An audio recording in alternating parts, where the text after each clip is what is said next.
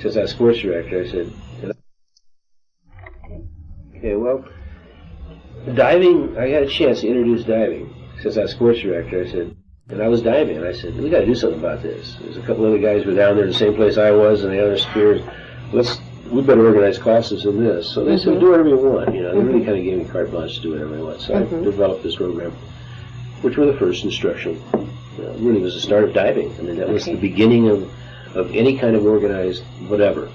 And we put on, and this is still going today, this program that I started, the training of instructors to train people. First public class system in the world. In the LA County.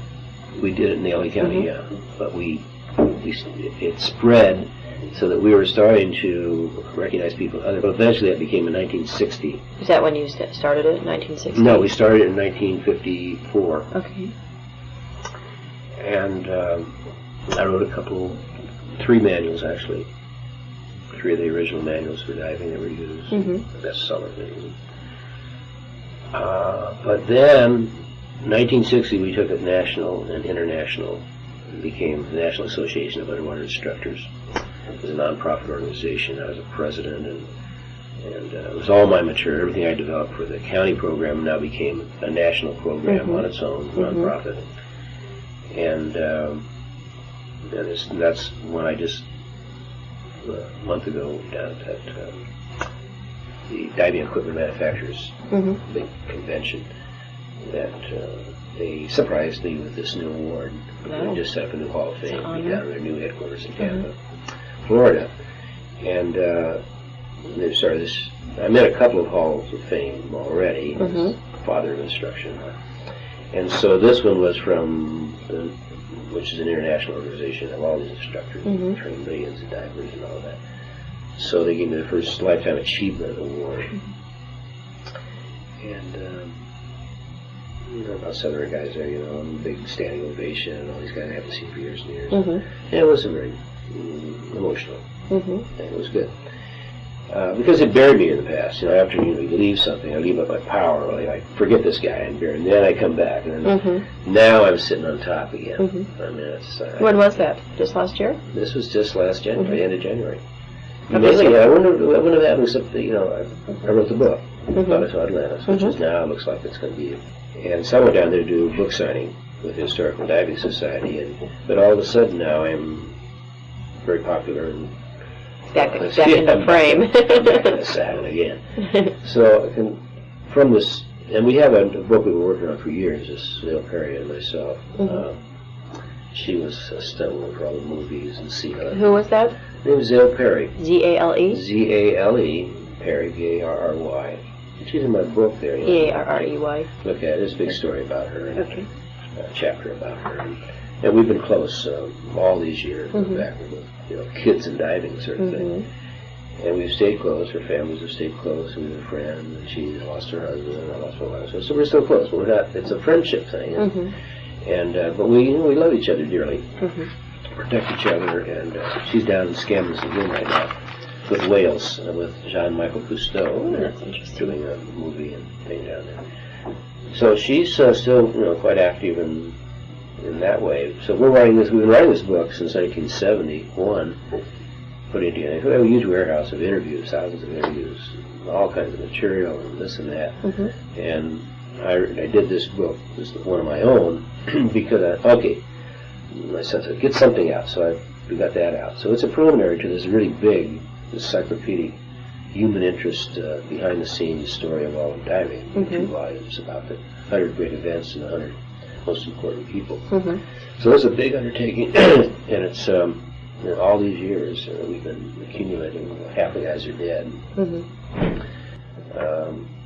So there's a lot of opportunities that have come up now where I've been invited to this and that, and at 70 I've got to think about what do I do? Can I really do all this again physically? And I think I can. But I was doing some deep diving when I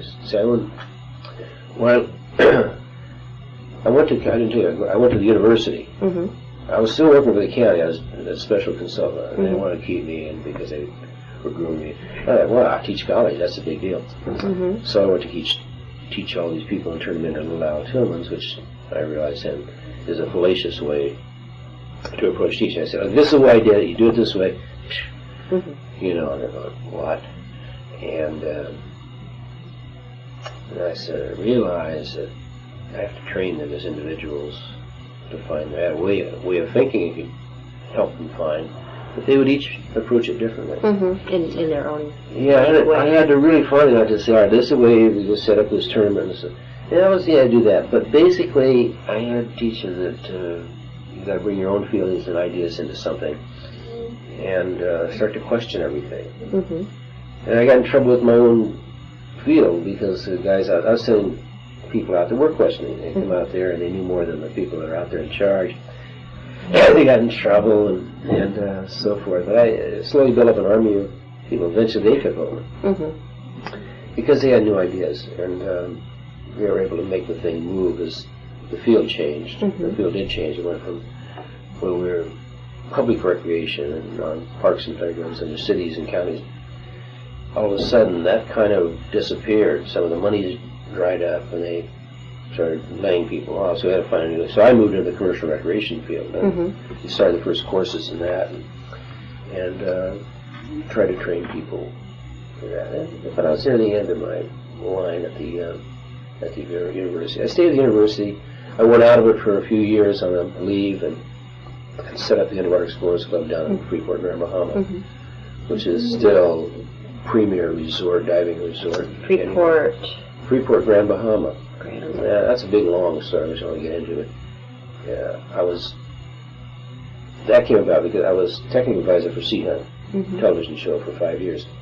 And one of the producers on it had a cousin in Canada. It was the Popcorn King of Canada, and there was a syndicate there. And they got me to come in, and we were going to develop a Sea Hunt Village resort. I didn't like it. That's really ticky-tacky kind of thing. I tried to sell it as a Sea Hunt thing.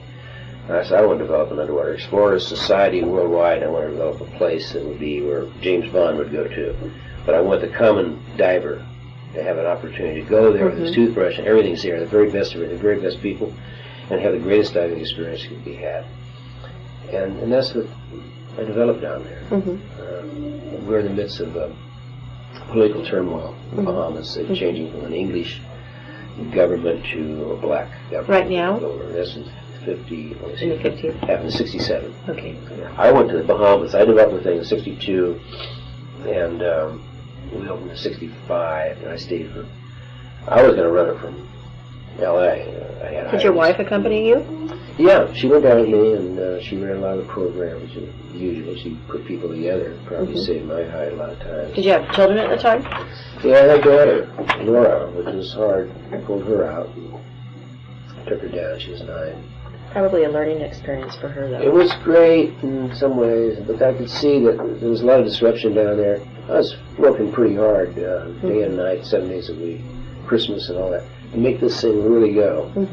And there was some fragility to the family, and I thought, we got to have better stability. We're getting threatened by the blacks were threatening. She got a bus, and the daughter went to school, and they would say, we're going to take your dad's place away from her. They come down, they commandeer our votes. There was a really brutal kind of a thing there. And I said, well, this is, I can't raise a family here. So we went back to LA, went back to the university, sold my half interest in the resort. And thought, well, I'll get back in the resort business. Well, I bought up here at Orcas Island with the idea we were going to develop one. And what year was that? 70. First came through up here about 68 looking for another branch of the Explorers Club. And then I was thinking about it, and thought, well, this would be a bad place. There's some good diving up here. But it wasn't a diving thing we were headed for. We were going to develop a change of life resort with people that had just had a bad experience maritally, divorced, or had just had cosmetic surgery, or just had a job change, or going through a crisis time. And I was going through it myself, so I thought that we were going to do that kind of a resort. And we'd done it down there, and we could see there was a big need for it. So I kind of came up here with that in mind, and bought the farm on Orcas Island, which we still own. Sheep on it now.